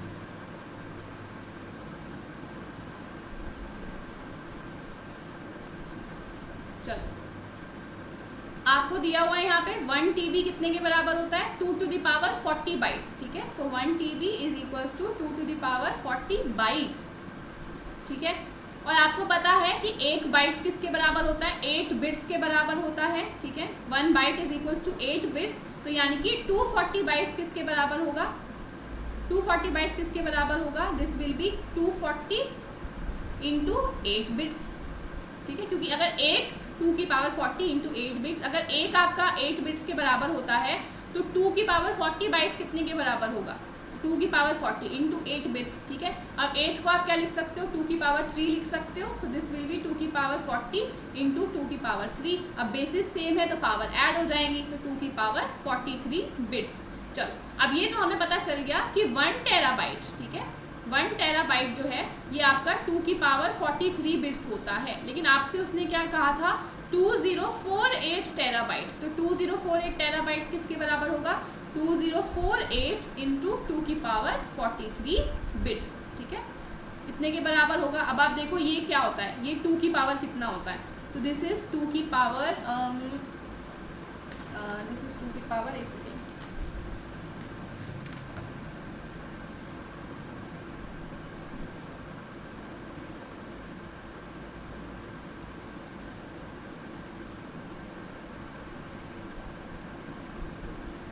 ठीक है, दिस इज 2 की पावर 11, तो 2 की पावर 11 इंटू 2 की पावर 43 बिट्स, तो आप बेसिस सेम है तो पावर ऐड हो जाएंगी, दिस विल बी 2 की पावर 11 प्लस 43 विच इज़ 2 की पावर 3 प्लस 1 4, 4 प्लस 1 5, 2 की power 54 bits. I hope this is clear to everyone, ठीक है। मैं एक बार दोबारा से भी आपको बता दूंगी यहाँ पर क्या हिसाब है।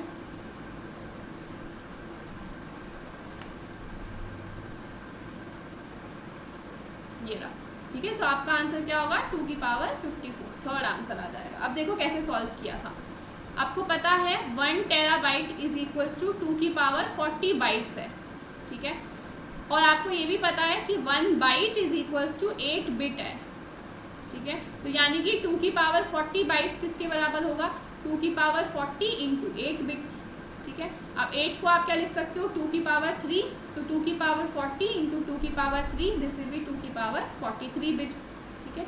तो ये तो आपको मिला 1 टेराबाइट, आपको चाहिए था 2048 टेराबाइट्स, ठीक है। सो 2048 टेराबाइट क्या होगा, 2048 इंटू 2 की पावर 43 बिट्स, ठीक है।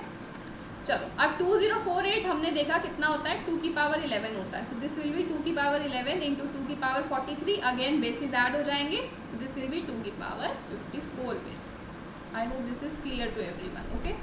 चलो नेक्स्ट देखते हैं अब हम question, which of the following best describes web 2.0, ठीक है। आपको 2.0 वेब के बारे में बताना है। अब देखो मैंने यहाँ पे आपको वेब 1.0, वेब 2.0, वेब 3.0 तीनों के बारे में इंफॉर्मेशन दे दी है, ठीक है। चलो सो वेब 1.0, पहले मैं इसको शॉर्ट फॉर्म में आपको समझा देती हूँ, ये चीज़ आप खुद से रीड कर सकते हैं, ओके। चलो सो वेब 1.0 क्या है, it is mostly read only, ठीक है। ये रीड ओनली ही था आपका वेब, ये इंटरनेट आपको बता रहे हैं सिंपली, ठीक है। इंटरनेट का वर्जन 1, इंटरनेट का वर्जन 2, इंटरनेट का वर्जन 3। तो पहले जो आपका इंटरनेट हुआ करता था उस पर सिर्फ आप इन्फॉर्मेशन को रीड कर सकते थे, राइट नहीं कर सकते थे। वेब 2.0 में आप रीड भी कर सकते थे, राइट भी कर सकते थे। वेब 3.0 के अंदर आप पोर्टेबल और पर्सनल है ये अब आपका, ठीक है। यानी कि आप पर्सनलाइज्ड कर सकते हो अपने इंटरनेट को, क्लियर, अपनी कस्टमाइज कर सकते हो अपनी नीड्स के हिसाब से, ओके। चलो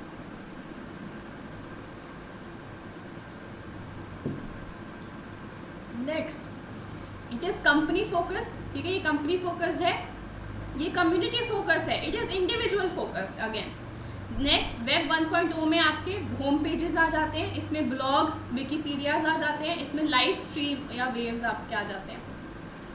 वेब 1.0 में आप कंटेंट को ओन करते थे, वेब 2.0 में शेयर करते थे, और वेब 3.0 में कंसोलिडेट करते हो आप फंड कह रहे हो कंटेंट को। Then web forms, web application, smart applications, यहाँ पे डायरेक्टरीज होती थी, टैगिंग और यूज़र बिहेवियर। यहाँ पे page views, cost per click, user engagement पे फोकस किया जाता है। यहाँ पे बैनर होता था, इंटरैक्टिव, बिहेवियरल, एडवर्टाइजिंग यूज़ होती है तीनों के अंदर ही। देन ब्रिटानिका ऑनलाइन इसका एग्जाम्पल है, विकीपीडिया इसका एग्जाम्पल है, सीमेंटिक वेब इसका एग्जाम्पल है, ठीक है। HTML पोर्टल्स, XML, RSS और RDF, या ये आपके सारे डिफरेंसेस हैं between web 1.0, web 2.0 and web 3.0। तो ये इंपॉर्टेंट टॉपिक है, इसमें से भी क्वेश्चंस आते हैं, इसको भी आप ठीक से देखिएगा। ओके, चलिए अब हम देख लेते हैं हमारा क्वेश्चन क्या था। अरे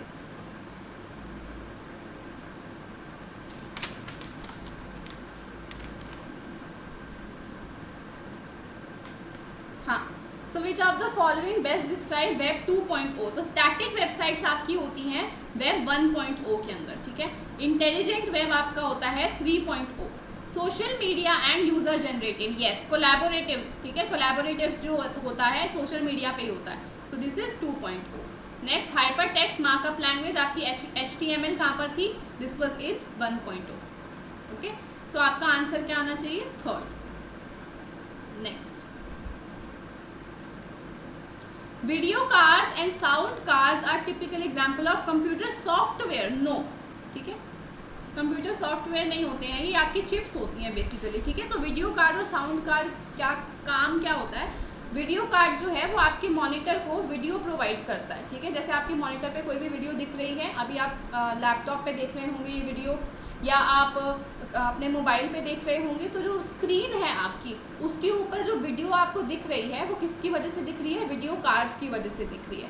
साउंड कार्ड्स क्या होते हैं, आपके स्पीकर तक जो साउंड लेकर जाते हैं, ठीक है। आपको अभी सुनाई दे रही होगी मेरी आवाज़, तो वो कैसे सुनाई दे रही है, it is because of the sound cards in your device, ठीक है। सो ये सॉफ्टवेयर्स नहीं होते, ये चिप टाइप होते हैं आप, ठीक है। इसको हम कह देते हैं कि ये एक्सटेंसिबल जिसको कह देते हैं हम, ठीक है, एक्सटेंसिबल कार्ड्स आपके होते हैं।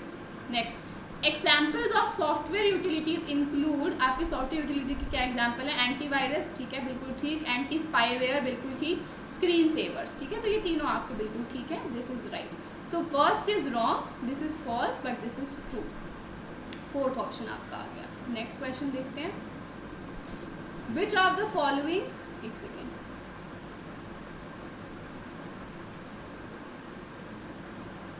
Which of the following statements are true, इनमें से कौन सी स्टेटमेंट आपकी ठीक है। ओके, चलो, so hypertext links in www are designed to be unidirectional, which means that the destination of a link may be moved or deleted without the source being notified, resulting in broken links। तो बिल्कुल ठीक है, broken links आपके हो जाते हैं। Then the Google search engine algorithm is secret, बिल्कुल, so the general public does not know how the results of the search are being ranked when presented to a user, बिल्कुल ठीक है, आपका secret ही है algorithm। Web search engines collect personal data and use that data to target user with customized advertising, this is also right। Okay, so both all the statements are right, A, B, and C। Next, 20th अब आपका ये question आ चुका है, this is JPEG, ठीक है। सो JPEG क्या होता है आपका, this is a photographic, photo के लिए आपका यूज़ करते हैं ये एक्सटेंशन हम, ठीक है। चलो, सो this is a file compression format designed to make photo files, ठीक है, photo file smaller in size for storage and for transmission, ठीक है।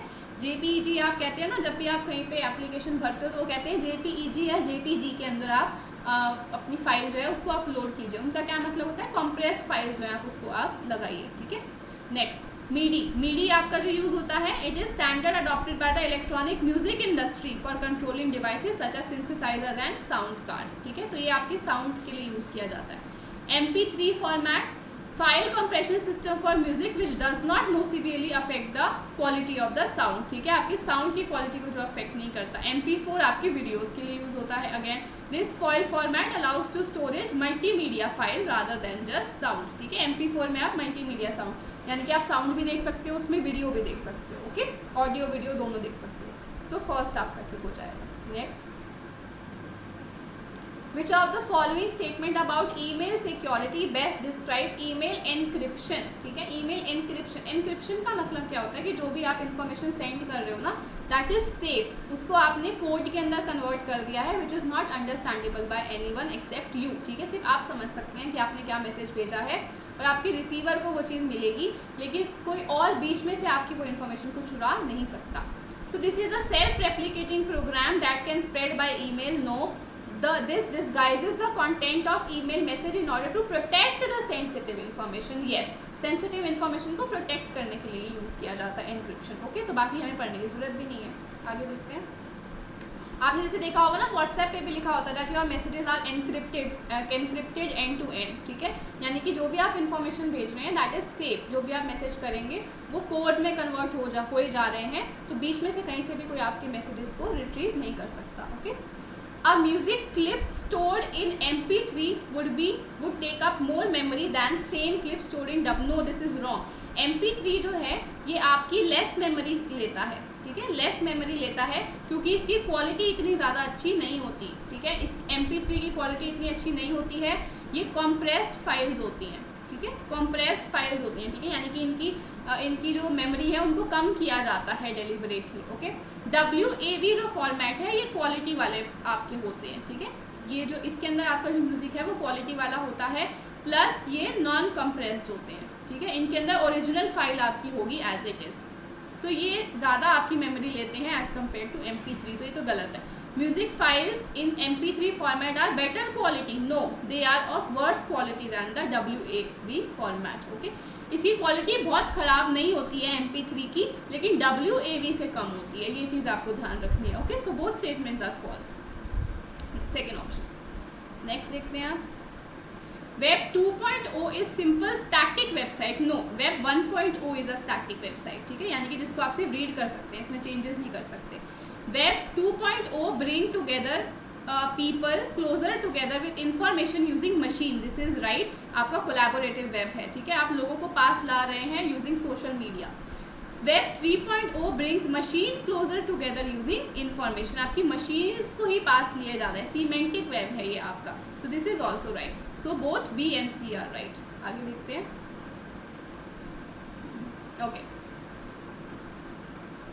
हाँ, सो आपका क्वेश्चन है थोड़ा प्रिंटर्स के ऊपर, LCD स्क्रीन और LED स्क्रीन के ऊपर. ठीक है, पहले तो आपको इनका फुल फॉर्म वगैरह पता होनी चाहिए सारी. ठीक है, so this is light emitting diode. LED is light emitting diode. LCD is liquid crystal display. Liquid crystal display. Okay, तो इनकी फुल फॉर्म आपको पता होनी चाहिए. और आपकी टाइप्स ऑफ प्रिंटर्स, ये मैं आपको टाइप्स ऑफ प्रिंटर्स जो है यहाँ पर करवा रही हूँ अलग से एक स्लाइड के ऊपर. आपको देख लेना है, इससे भी क्वेश्चन आते हैं पेपर में. ठीक है, टाइप्स ऑफ प्रिंटर्स में से. चलो, सो आपके जो प्रिंटर्स हैं दो तरीके के होते हैं. वो एक होते हैं इम्पैक्ट प्रिंटर्स, एक होते हैं नॉन इम्पैक्ट प्रिंटर्स. ठीक है, जो इम्पैक्ट प्रिंटर्स होते हैं ये लाउड होते हैं और ये आपकी जो भी रिबन होता है आपके प्रिंटर के अंदर उसके साथ डायरेक्ट कांटेक्ट के अंदर होते हैं. ठीक है, इंक रिबन के साथ डायरेक्ट कांटेक्ट में होते हैं और इनसे काफ़ी ज़्यादा आवाज़ आती है. जब आप प्रिंटिंग करोगे ना तो काफ़ी ज़्यादा आवाज़ आती है इन इम्पैक्ट प्रिंटर्स में से. ये जो नॉन इम्पैक्ट प्रिंटर्स हैं ये लाउड नहीं होते हैं, साइलेंट होते हैं, प्लस इनके जो इंक रिबन होता है उसके साथ इसका डायरेक्ट कांटेक्ट नहीं होता. जब भी आप प्रिंट करोगे इसमें से आवाज़ कम आती है. ठीक है, बहुत ज़्यादा आवाज़ नहीं आती है. ठीक है, चलो, सो इम्पैक्ट प्रिंटर के टाइप्स क्या है? Daisy wheel and dot matrix. Okay, और नॉन इम्पैक्ट प्रिंटर्स के क्या टाइप्स हैं? Inkjet, thermal and laser printers. Okay, चलो, अब आपको देखना है लो स्पीड वाले कौन से होते हैं प्रिंटर्स और हाई स्पीड वाले कौन से होते हैं प्रिंटर्स. तो लो स्पीड वाले होते हैं आपके कैरेक्टर प्रिंटर्स, जो एक एक कैरेक्टर को प्रिंट करेंगे. ठीक है, तभी तो स्पीड कम है. एक एक वर्ड को जब वो प्रिंट करेंगे तो स्पीड कम रहेगी. इनमें आते हैं आपके कुछ इम्पैक्ट वाले भी, कुछ आते हैं नॉन इम्पैक्ट वाले भी.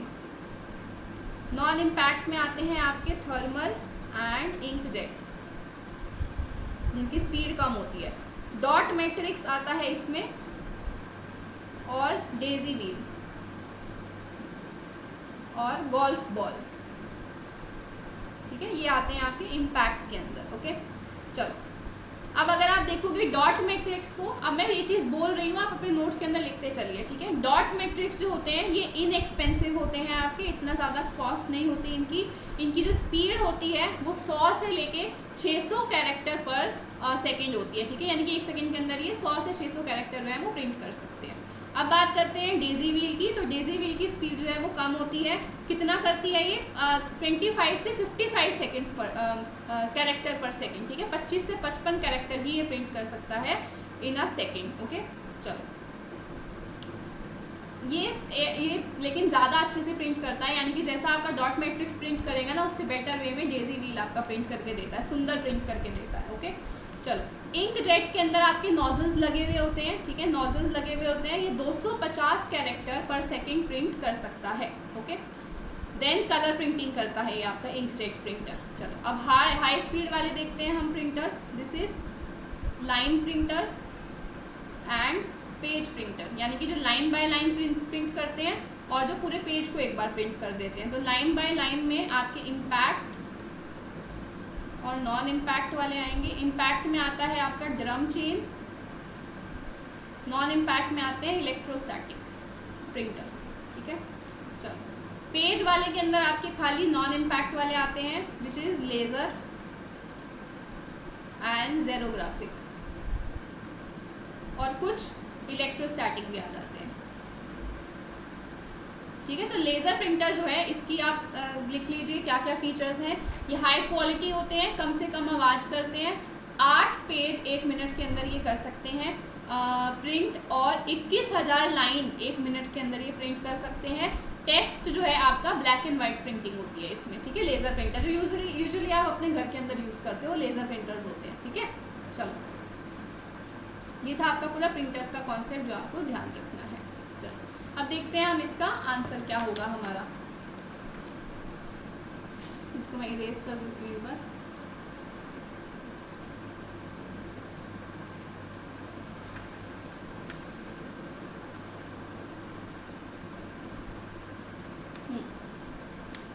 इंकजेट प्रिंटर, तो इंकजेट प्रिंटर क्या है? It is electrically charge power ink is transfer on to paper, ठीक है। इलेक्ट्रिकली चार्ज आपकी इंक होती है जो आपकी पेपर के ऊपर ट्रांसफर होती है इंकजेट के अंदर। नेक्स्ट है आपका एलसीडी स्क्रीन। एलसीडी स्क्रीन क्या है? It is a flat panel display that uses the light modulating properties of liquid crystals. ये मैंने आपको बताया, लिक्विड क्रिस्टल डिस्प्ले होता है, तो लिक्विड क्रिस्टल्स की प्रॉपर्टी को ये यूज़ करता है while emitting the light, okay. Then LED, LED क्या है? Flat panel display that uses an array of light emitting diodes as pixel. यही मैंने आपको बताया, लाइट एमिटिंग डायोड, तो ये लाइट एमिटिंग डायोड्स का यूज़ करते हैं। Laser printer, droplets of ink are propelled on to the paper. Ink की जो ड्रॉप्स हैं वो उसके जो पेपर है उसके ऊपर आती हैं, जिससे प्रिंटिंग होती है, ओके। तो आंसर आपका क्या हो जाएगा? 4th। आगे बढ़ते हैं। Which of the following best describes web 3.0, ठीक है। 3.0 में क्या आता है? User generated online business. सो यूज़र जनरेटेड आपका आता है 2.0 के अंदर। Based on intelligent web, yes, intelligent web आपका होता है 3.0। Collaboration and social media is 2.0। Static text है आपका 1.0, ठीक है। सो फर्स्ट सेकेंड आपका सही हो जाएगा। Next, in the context of information and communication technology which of the following statements are true. इनमें से कौन सी स्टेटमेंट ठीक है? In an email system BCC allows the sender of a message to conceal the recipient enter in the BCC field from the other recipients. ये बिल्कुल ठीक है आपकी। Phishing is a malicious program installed on a system that stayed concealed avoiding detection. This is farming not fishing, ठीक है। Farming में आप क्या करते हो? मलेशियस प्रोग्राम इंस्टॉल कर देते हो, ठीक है। This is not phishing. Spamming is an attempt to acquire sensitive information for malicious reason by masquerading. No, this is wrong. Spamming क्या होता है? आप सिर्फ अनसॉलिसिटेड ईमेल्स भेज रहे हो, बहुत सारी ईमेल्स भेज रहे हो, उससे आप कोई इन्फॉर्मेशन कलेक्ट नहीं करना चाहते, ठीक है। आप कोई सेंसिटिव इन्फॉर्मेशन को हार्म नहीं करना चाहते, आप बस लगातार ईमेल्स भेजे ही जा रहे हो बहुत सारी इन बल्क, ओके। तो these two are wrong, first is right, only A. अब देखो यहाँ पे ईमेल का क्या सिस्टम होता है, ये भी मैं समझा देती हूँ, इससे भी बहुत क्वेश्चंस आते हैं, ठीक है। चलो, जब आप ईमेल लिखते हो ना, तो क्या होता है? यहाँ पे लिखा होता है टू, आपको किसको भेजनी है, ठीक है। फॉर एग्जाम्पल आपको भेजनी है राम को, सो ram@gmail.com, ठीक है। आपको ईमेल किसको भेजनी है, राम को भेजनी है। एक आता है आपका CC, ठीक है। CC क्या होता है, दिस इज कार्बन कॉपी, यानी कि आप ये सेम ईमेल किसी और को भी भेजना चाहते हो, साथ में ये बताने के लिए कि मैंने इस बंदे को इन्फॉर्म कर दिया है, ठीक है। क्योंकि ये बड़ी अथॉरिटी कोई होगी, ठीक है। फॉर एग्जांपल अगर आपको किसी एम्प्लॉय को इन्फॉर्म करना है, लेकिन आपको अपने बॉस को भी साथ में इन्फॉर्म करना है कि मैंने इस एम्प्लॉय को ये चीज़ बता दी है, तो आप क्या करोगे, उसको CC में डाल दोगे, कार्बन कॉपी में डाल दोगे। फॉर एग्जाम्पल यहाँ पे मैंने लिख दिया boss@gmail.com, ठीक है। एक होता है आपका BCC which is blind carbon copy, ठीक है, ठीक है। This is blind CC, blind carbon copy. यहाँ पे आप उन लोगों को डालते हो, उनकी ईमेल को डालते हो जिनको आप इंफॉर्मेशन पहुँचाना चाहते हो, लेकिन आप नहीं चाहते कि इन लोगों को पता चले कि आपने उस बंदे को भी इंफॉर्मेशन भेजी है, ठीक है। तो यानी कि BCC के अंदर ऐसी ईमेल होगी जो ना तो किसी को दिखेगी, ना ही वो किसी और को देख पाएगी, ठीक है। देखो अब BCC के अंदर फॉर एग्जाम्पल मैंने लिख दिया रमेश एंड सुरेश, ठीक है। रमेश और सुरेश को मैंने BCC में डाल दिया। तो अब देखो चलता क्या हिसाब है, जो 2 वाला बंदा है ना वो CC वाले को देख सकता है, पर BCC वालों को नहीं देख सकता। जो CC वाला है वो 2 को देख सकता है, लेकिन BCC वालों को नहीं देख सकता। जो BCC वाले हैं वो CC वाले को देख सकते हैं, 2 वाले को देख सकते हैं, लेकिन आपस में एक दूसरे को नहीं देख सकते, क्योंकि वो BCC के अंदर है। यानी कि BCC में जो भी होगा उसे कोई नहीं देख सकता, कोई और BCC वाला भी नहीं देख सकता। ओके, चलो next. Mainframe computers have smaller internal memory than desktop computer. No, आपके जो मेन फ्रेम कंप्यूटर्स होते हैं इनकी ज़्यादा मेमोरी होती है, ये ज़्यादा आपके इंफॉर्मेशन को स्टोर कर सकते हैं। Okay, spreadsheet and word processors are example of application. बिल्कुल ठीक है, स्प्रेडशीट्स आपकी जो एक्सेल वाला है, देन वर्ड प्रोसेसर जो आपका MS वर्ड है वो आपके एप्लीकेशन सॉफ्टवेयर ही हैं। So both statements are right. अब देखो मैंने यहाँ पे आपको दे दिया है डिफरेंट टाइप्स ऑफ कंप्यूटर्स, तो इसको आप रेफर कर सकते हैं। आप इसका स्क्रीनशॉट ले लीजिए, ठीक है। देन नेक्स्ट आप इसका स्क्रीनशॉट ले लीजिए, नहीं तो इसकी जो PDF है पूरी मैं आपको अपने टेलीग्राम चैनल पर तो दूंगी ही, तो आप मेरे टेलीग्राम चैनल को ज्वाइन कर लीजिए, वहाँ पे आपको ये मिल जाएगा। ओके, चलिए आगे बढ़ते हैं। ICT is use to control and monitor everyday activities, ठीक है। Which of the following activities are most likely to use sensors. इन कौन सी ऐसी चीज़ है जो आपके सेंसर्स यूज़ करती है। Designing a master slide for presentation. No, अगर आप मास्टर स्लाइड प्रिपेयर करोगे तो सेंसर्स यूज़ नहीं होते। एक्टिवेटिंग अ बर्गलर अलार्म, येस इसके लिए यूज़ होगा। ऑटोमेटिक डोर्स के लिए ओपन होगा। स्प्रेडशीट को बनाने के लिए ऑटोमेटिक हम यूज़ नहीं करते, ठीक है, सेंसर्स यूज़ नहीं करते। So answer will B B and C। चलो आगे देखते हैं। हाँ, अब आ गया आपका एक और important concept, internet, intranet and extranet. तो उसके लिए मैंने एक शॉर्ट वीडियो जो है वो बना रखी है अपने चैनल पे, उसको आप देख सकते हैं अच्छे से समझने के लिए। शॉर्ट में मैं बता देती हूँ। एक होता है आपका इंट्रानेट, एक एक्स्ट्रानेट, एक इंटरनेट। इंट्रानेट क्या होता है, वो नेटवर्क जो आपके ऑर्गेनाइजेशन के अंडर ही है, यानी कि इसका एक्सेस और किसी के भी पास नहीं है। एक्स्ट्रानेट क्या होता है, जब आप इस इंट्रानेट का एक्सेस किसी अदर पार्टी को दे देते हो, किसी थर्ड पार्टी को, किसी आउटसाइडर को दे देते हो, ठीक है। इंटरनेट क्या होता है, it is the network of network, यानी कि इंटरनेट इज़ बेसिकली जो कोई भी यूज़ कर सकता है, ठीक है। ये सारे के सारे लोग जो हैं वो आपस में इंटरकनेक्टेड है around the world through internet only. Okay, internet is a public, no it is a private network जो सिर्फ ऑर्गेनाइजेशन के अंदर ही यूज़ होता है। Internet is a group of interconnected network, this is right, it is a network of network. Extranet is an internal network that can be accessed externally by authorised user. Yes, आपके intranet जो आपका कोई authorised user भी उसको access कर सकता है, कोई बाहर का बंदा भी एक्सेस कर सकता है। So A and C are right, नहीं B and C are right, third option. Next again ये आपका कन्वर्जन वाला क्वेश्चन आ गया है, तो इसको हम देखते हैं। 43.25 को आपको क्या करना है, कन्वर्ट करना है इसके अंदर, बाइनरी के अंदर, ठीक है। तो बाइनरी में आप कैसे कन्वर्ट करेंगे इसको, देखिए 43, सॉरी दिस वाज डेसिमल, हाँ 2 से किया आपने, दिस विल बी 21, आपका 1 रह गया। फिर आपने 2 से किया हाँ दिस विल बी 10, फिर आपका 1 रह गया, फिर 2 से किया 5 0 रह गया, 2 से किया आपने 2 1 रह गया, 2 से किया 1 0 रह गया। तो दिस इज उल्टा करके लिखेंगे 1 0 1 0 1 1, ठीक है। तो 1 0 1 0 1 1 यहाँ तक तो ठीक है। आगे हमें 0.25 को देखना है, सो 0.25 इंटू 2 करेंगे 0.5, तो यहाँ पे क्या आया 0, तो यहाँ पे लगा दिया। फिर आपने 0.5 को 2 से किया तो कितना आएगा 1, तो 1 आपने यहाँ पे लगा दिया, ठीक है। सो आंसर आपका ये तो ठीक है, स्टेटमेंट 1 इज राइट, ओके। चलो देन नेक्स्ट आपको दिया है ये बाइनरी में आपको डेसिमल में इसको कन्वर्ट करना है, ठीक है। तो आप बाइनरी से डेसिमल में कैसे कन्वर्ट करते हैं देखो।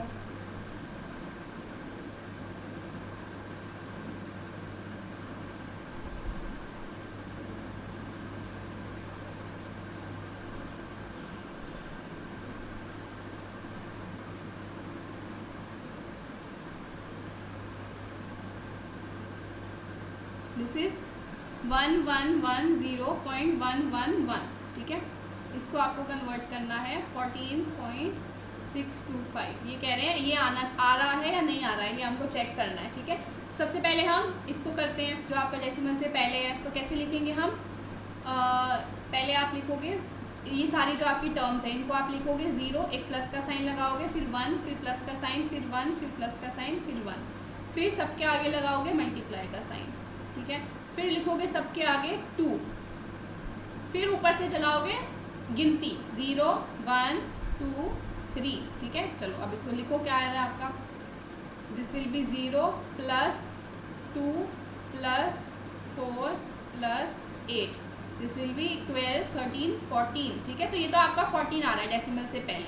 अब आपको आगे देखना है ये 0.111 का क्या होगा। तो 111 को कैसे करते थे हम, पहले आप लिखोगे यहाँ पे 1, फिर प्लस का साइन 1, प्लस का साइन 1, ठीक है। मल्टीप्लाई का साइन लगाओगे इनके आगे, फिर लिखोगे 1/2 1/2 1/2, फिर लगाओगे इनके ऊपर आप गिनती, दिस विल बी 1 2 3, ओके। तो this is going to be 1/2 plus 1/4 plus 1/8, so this is 8 लगाया 2 4 प्लस 2 प्लस 1 4 5 6 7/8। तो इसका क्या आ रहा है आपका, इसको कैलकुलेट करके देखते हैं हम।